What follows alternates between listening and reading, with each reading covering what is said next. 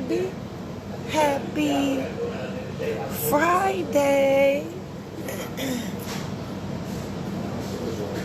And today on Coffee and Conversation with your girl, Shakenya. When you get a minute, go to that YouTube channel, Shakenya, and hit subscribe. Look at some of the videos. And if you see any of them that you like, please feel free to hit share. Make me famous, why don't you? Yep, make me famous. Time out, pause for the cause. My man Mike, check him out. I tag him here in the video. He used to be over there on Greenfield and Schoolcraft. I don't know if he's still there, but I know his page still up on Facebook. Black-owned company, right? And you already know my boy Sean Rule went to school with this brother. So that allure wrist design that I tag every time, you see me with a wrist allure bracelet every time. If I don't have one on, I feel naked. Well, Movado already, you know, if I don't have a Movado, I cardi you are. But definitely black, shop black. Go out your way to shop black. Try to find you a black designer. Try to find you a black store, a little black boutique, black. And tell your friends about it. Yeah. Go on his website. They have clothes. They have jewelry for men, women, watches. Yeah, I wear that stuff all the time. I have on their pants all the time. They have some nice chic designs. So yeah, go check it out for yourself. Check it out for yourself. See what you think about it. Let me know. Yeah. And then get you a copy of my book, Dysfunctional Family Knot. You can get it from lulupublishing.com, and you can get it from Amazon. You're on Amazon every day. Yeah, get you a copy of my book. Check it out, read it. Let me know what you think about it, because I got another book coming out, which is part 2. It picks up where this one leaves off at, and I would like to hear your input, because whatever I didn't do in the first book, maybe I can do it in the second book and make it better. So I need that from you. I can't do it by myself. I'll miss some stuff. You know what I'm saying? A second pair of eyes, third pair of eyes. Enough eyes to get me on the bestsellers list, I hope, you know. But yeah, get you a copy. So today, to be honest with you, today I'm going to talk about me a little bit. Because I talk about me every day. You say you tired of hearing about me, right? Yeah. I know. But you come here though, still. You know what I'm saying? You tired of hearing about it, you talk mess, you comment, but yet I see your ass every day. It's cool. I want to see you. I want to see you every day. I'm not saying don't come back. I'm just saying the point of the mission, make me famous then. Why don't you, right? So I want you to feel confident in the messages, in the resources, in the information that I give. So I'm going to give you a little backdrop of me. Just a little. A fast shot of my book, because it's in my book. But, yeah, a little fast snaps of me, right? Well, first job, I was a CNA, because I wanted to be a nurse, right? CNA. So I worked at a nursing home down the street from high school when I was 15 and a half. And then I worked at a nursing home on the west side on 7 Mile near Evergreen. So I worked in a couple of nursing homes for a minute, right? Then I worked at Receiving Hospital for a nice little stint at the front desk. A lot of people know me from that. Yeah, when I work on campaigns, when I'm out in the street, you would think they're running up on me because of the radio show. But no, they're running up on me because I used to work at Receiving Hospital. And for those who don't know what Receiving Hospital is, it is the trauma hospital in the city of Detroit. So that means every car accident damn near, every GSW damn near, anything traumatic, trauma, emergency surgery, you typically gonna end up at Receiving Hospital. So by me working at the front desk, I'm the first face you see when it's time for you to go visit your loved ones early in the morning. You know what I'm saying? So I made a connection with a lot of people, a lot of ethnicities, a lot of genders, because everybody end up there, right? So I worked at Receiving for a nice little minute, right? So I left this phone acting up, though. I'm sorry. Let me see. So I'm gonna get to script. So that was the beginning, a little bit. Wow. I was pregnant with my oldest daughter, pregnant. She'll be 25. Woo, in a couple days. Oh, fix it, Jesus. Fix it, Jesus. So let's see where we at. Where we at with it.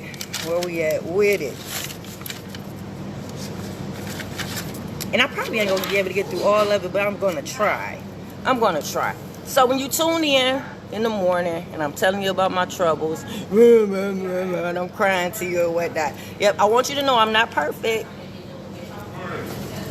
Good morning. But I practice to be.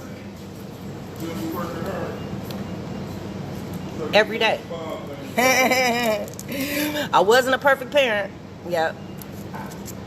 I made mistakes, but I learned from them. And chances are I ain't repeat them. Oh yeah. Because when you learn from them, you know. You know better, you do better. Right? So yeah. Don't repeat too many mistakes. Right? So I had learned so much just raising those 3 boys. Just imagine that. Imagine you in your early 20s while you out with your girls at the club.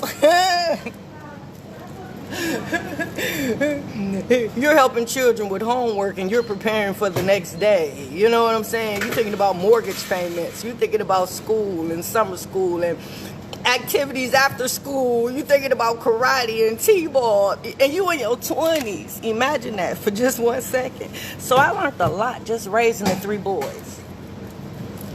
Yeah. So in addition to just raising them, Lil J threw in a monkey wrench with those behaviors. Ooh. So with those behavior issues and me having to get help for him in my early 20s and 30s. Oh, hey Cynthia, shout out to Flint, Michigan. Hey boo, we're gonna connect today, Cynthia, because I did call you back, but we're gonna connect today. So yeah, sort of. Just looking for help for him, being so frustrated because there weren't any prevention programs for our children here in Detroit. Like the only thing is if they're acting out, they had like a baby jail situation set up, you know. That was like the closest thing, a little residential. They disguised it and said it was a residential thing, but it was a little baby jail. That wasn't enough. It was no prevention programs here to allow us to love on them at home. And then y'all do something to him when we drop him off to help snap him into shape and put him back together, right? So he'll stop being so bad. So just looking for resources, not being able to find any, to where I created Attitude Adjustment. Because none of those programs met the specifications that I needed for my son, right? So therefore, I created something that did, right? So my Attitude Adjustment program, yep, I created that.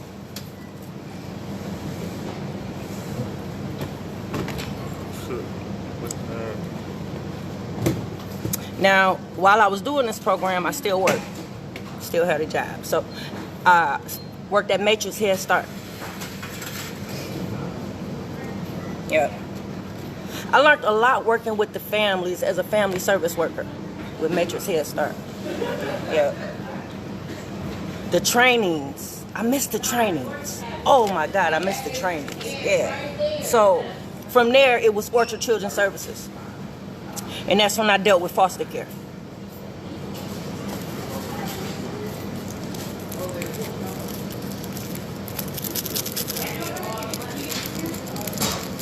That opened my eyes to the foster care system, that allowed me to see how many children of color are in the system, and that allowed me to work closely with CPS.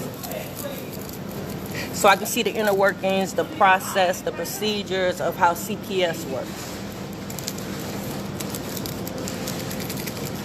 Our program was put in place to provide supportive services for families that were on the verge of removal, meaning that the parents have done this, that, and the third. There's a chance that the child would be removed from the home. So as a result, we had to provide supportive services to make sure that didn't happen. And then if it did, we had to provide aftercare.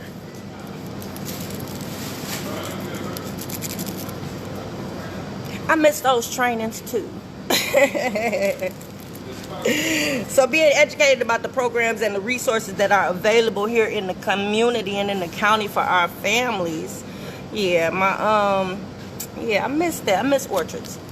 And then the last employment after that, I worked for a little organization that serviced children that aged out of foster care. So this allowed me to see what happens to children when they age out of foster care and they have nowhere to go. So you'd be surprised how many children don't have families to go to once they age out, and how many services are limited to them after they reach a certain age. So just learning that, and then it also allowed me to make get a closer relationship with the court system, because we spent a lot of time advocating for the children in the youth court. So fix it, Jesus. Just to give you a little backdrop.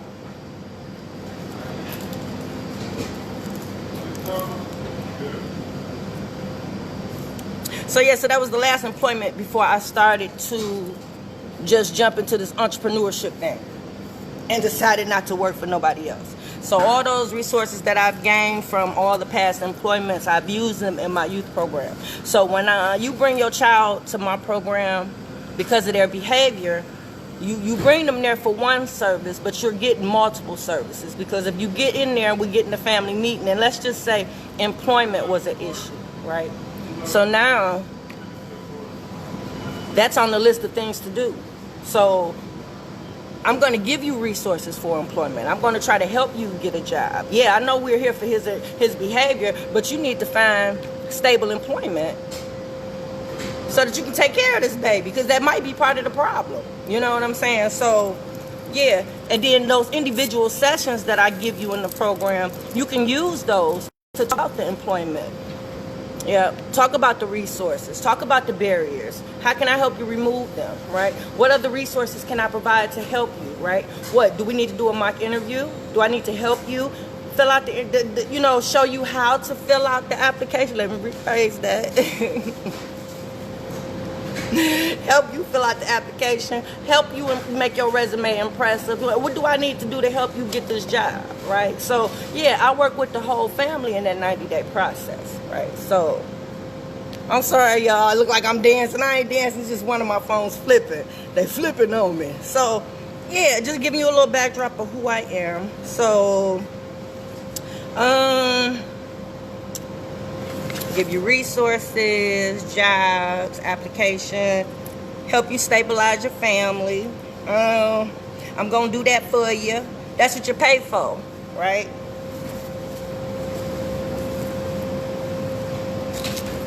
So with my youth program, I started with the Dose of Reality tour.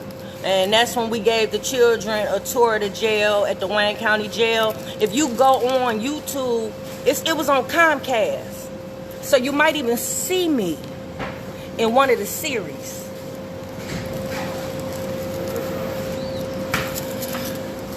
So I was doing a Dose of Reality tour, and at that time I was just like a babysitter. Parents would sign the kids up, I make them sign a permission slip, I'll take off work and go down there and sit with them until the tour is over.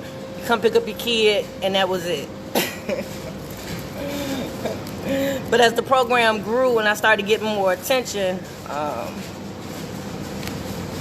people started referring their friends. Schools started telling their parents. I had to tack a price on. But I can't just tack a price on just for that. So the family meeting came into place. The resources came into place. The supportive services came into place. So when Napoleon came in as sheriff, I believe during that time, the program stopped for whatever reason. I don't think he had anything to do with it. It's just that's the only time I can think of the time frame of when it stopped. So after that, I sought out another program, and that's when I came up with the program at the Ryan Correctional Facility. The Youth Deterrence Program is what it's called. Now the facility is closed. But before COVID, that's where I would take the boys. I had to stop servicing girls because there was no place to take them until Huron Valley created a program. That's the women's prison we have here.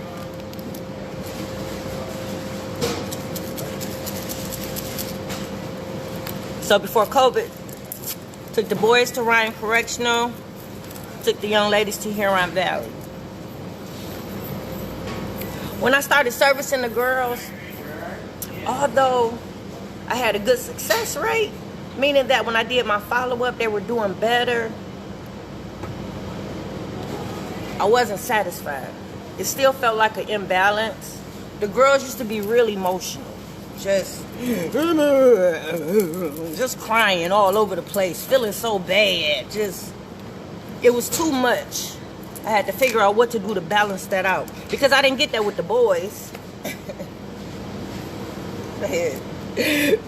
But with the program, I was getting more girls enrolling than boys, which is a problem for me. Yep. But I was getting more parents calling about their girls, having problems with their girls than boys. So it was a must that I started back servicing young ladies. So you know what I did? I incorporated my daughters. I made them mentors. I trained them. I groomed them to be a part of the program because they were the perfect example of what I think a mom would want their daughters to be, right? They were getting good grades. They weren't really dealing with boys. They were focused on school. They was focused on business. They was working with me, with the cleaning company. They loved coming with me to the radio show. They would go with me when I was filming. And right before the baby left, we were filming the trailer for my book. So the last thing that we filmed was at the city airport. That's why I got the picture in the plane. We got footage walking through, looking at the antique planes. We found out about the program that they have for kids where they teach the children how to fly at the city airport right there on Connors if you're interested. That's when we did the last skit for this book so I could put the trailer together, right? Damn, we was almost finished. We only had a couple more scenes to film before she left. I was gonna put together a nice little trailer, have one of my people at Chakotay Films put it together to make you want to buy the book. Her dad knew we was filming the trailer. Like, I don't understand. Yeah, he knew we was filming the trailer. He knew she was going to the radio show with me because they was filming behind the scenes so I could have little scenes to put together little trailers and put together little things to promote the radio show, Motor City Radio. And he knew that they was going to the youth, you know, they was a part of the youth program. He knew that she was a mentor because they went to the jail tour too.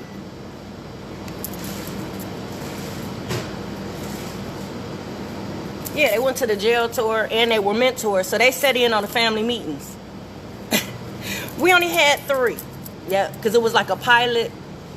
Because I had been doing it by myself for so long. And it was just when I think stuff through, I'll enact it and see how it goes. And then I'll pull it back if it's not right. So in my head, I knew that they would be perfect to come in and sit in the family meetings because we have conversations every day. We talk, their temperament, their understanding of things, the concept of what we're trying to do, context. They understand context. They understand tone. They understand. They know how to communicate. Like, it was so many pluses. They were girls. They were able to balance out the emotion. And you know what? I tried it for 3 meetings and it worked. The girls weren't so emotional. My daughters served as translators. They translated what the parents was trying to say and get by to the girls. And then they translated to the girls what the parents was trying to get by to them.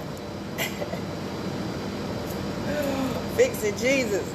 And so by them wearing badges and the people know that they're part of the program, they complied.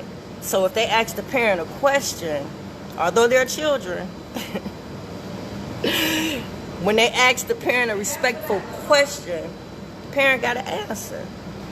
And with the children, they felt comfortable because they was talking to these pretty little girls, right? So all that, not having sex, staying in school, getting good grades, being, you know what I'm saying, doing what you're supposed to do at home, being here, they see that in my daughters. So, you're looking at these little girls looking at these little girls who are mentors in this program, and my daughters are gorgeous.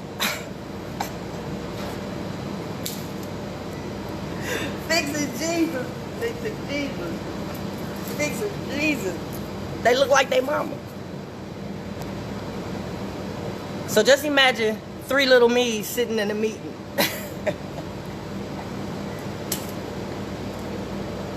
Well, 2. I would be the 3rd person, but 2 little me's sitting in a meeting, doing as I do, saying what I'm saying, thinking how I'm running the meeting, talking. Fix it, Jesus. Oh yeah, it was perfect. It was so. Oh my God, I hate that had to stop. Do you know how many young ladies they would have been able to help?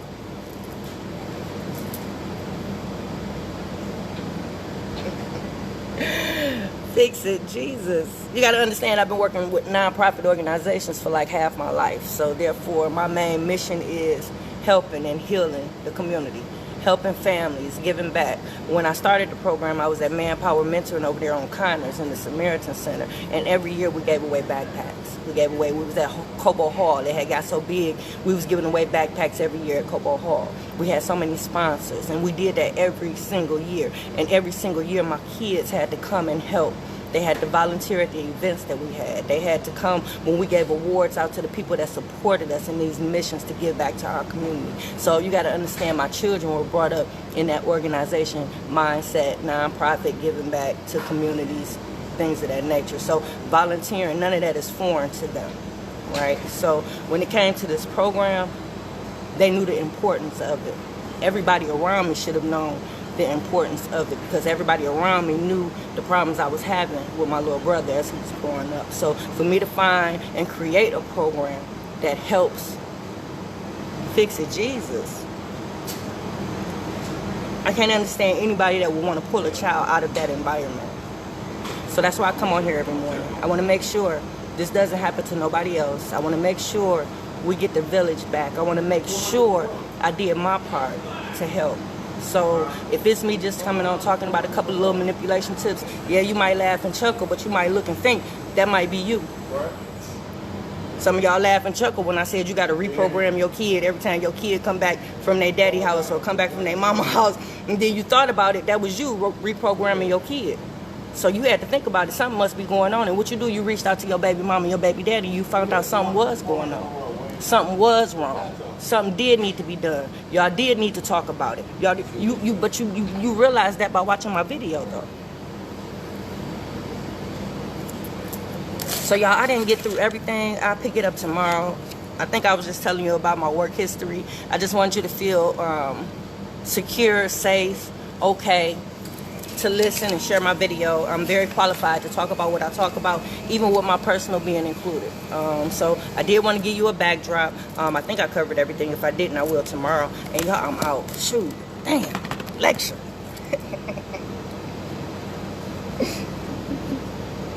I said I wasn't gonna be on all day. Yep, I do this video every morning. It's called Coffee and Conversation. I got a YouTube channel, Shakenya. I got a Facebook page, Coffee and Conversation. And I mainly talk about co-parenting issues, but every now and then I like to get on and thank you, and let people know that I know what I'm talking about. A lot of people don't believe in co-parenting, how it affects them. Oh my God, it affects them tremendously. It's like a loss, you know, and they don't understand. They think, oh, they're going to be okay. No, they're not going to be okay. You ain't okay. Show them love, how would they learn how to be loved? And you got to teach your kids how to love and respect each other. You know, I make that's the first part. You know, y'all got to teach that child how to love and respect the other parent, and your respect gonna come. But yeah, follow me on YouTube, man. Y'all have a good day. Hey, sit. I think yeah.